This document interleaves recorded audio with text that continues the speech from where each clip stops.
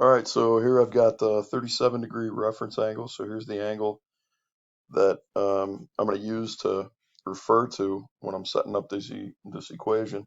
So that angle projects out to x, which is the side that's opposite my angle. And then AB here is 10.3. This is my hypotenuse.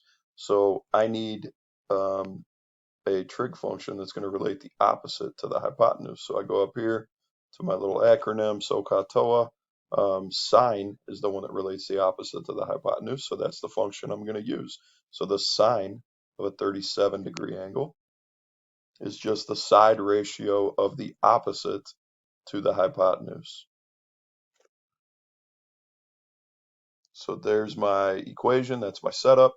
I need to solve for x, so I just need to get rid of this 10.3. I got to multiply 10.3 by both sides.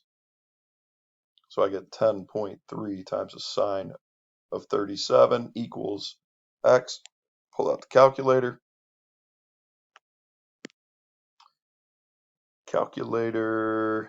Let's see, 10.3 times the sine of, what was it, 37. So I'm going to use my parentheses here. I want to plug in my angle first and then use that trig function sine. So I took the sine of 37, close my parentheses, and here you can see the function to make sure that you're entering it correctly. That takes 10.3 and multiplies it by the sine of 37. That's exactly what we want. So we end up with an answer of 6.19869. Let's round up to the tenths, so we get about 6.2 for our answer. So in this case, the side opposite is about 6.2.